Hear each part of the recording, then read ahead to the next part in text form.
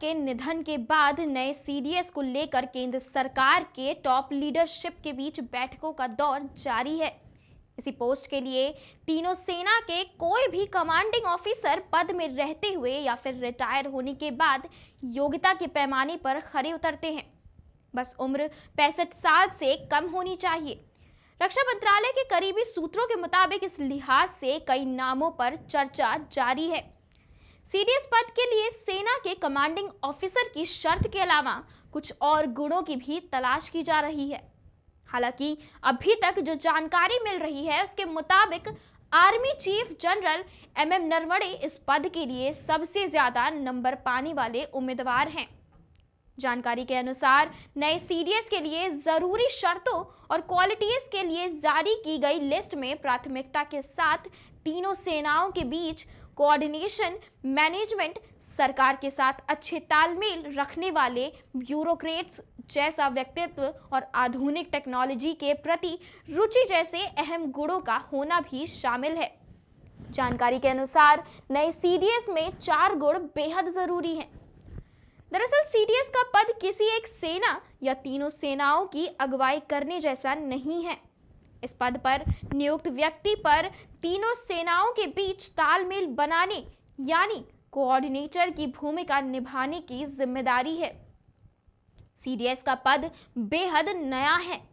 दूसरे देशों में यह व्यवस्था पहले से चल रही है, लेकिन भारत में यह व्यवस्था बिल्कुल नई नहीं है। लिहाजा इस व्यवस्था को बनाने की जिम्मेदारी भी नए सीडीएस पर होगी।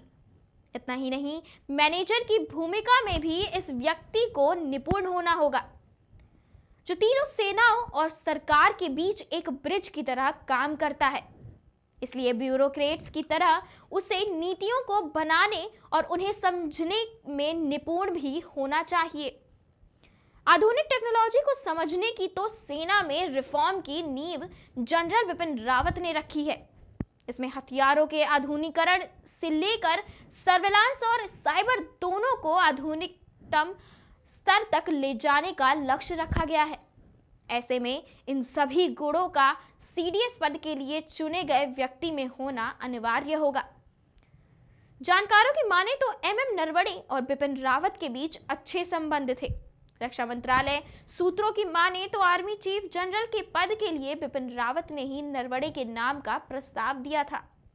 बिपिन खुद इस पद पर नरवणे से पहले तैनात थे।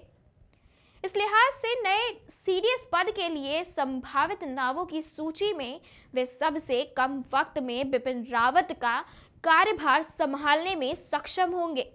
इसके अलावा नरवणे को करीब से जानने वाले लोगों के मुताबिक वे कुशल कोऑर्डिनेटर होने के साथ साथ सरकार और सेना के बीच सेतु का कार्य करने में भी सक्षम होंगे। वे सरकार के शीर्ष नेतृत्व के बेहद करीब हैं। वे टेक्नोलॉजी में भी गहरी रुचि रखते हैं। रक्षा विशेषज्ञ सुशांत सरीन कहते हैं, अगला सीडीएस कौन होगा यह कंफर्म होकर नहीं कहा जा सकता है, क्योंकि सरकार बेहद गोपनीयता और वर्तमान जरूरतों को देखते हुए उसे चुन रही है। लेकिन अनुभव और मानकों को देखें तो नरवणे इस दौड़ में सबसे आगे दिखाई देते हैं। इसके अलावा वे जम्मू कश्मीर और नॉर्थ ईस्ट में काउंटर इंसर्जेंसी ऑपरेशन में भी अहम भूमिका निभा चुके हैं। आज की स्थिति को देखते हुए ये दोनों ही इलाके सुरक्षा के लिहाज से सेंसिटिव हैं। लिहाजा नरवणे कई मानकों पर खरे उतरते हैं।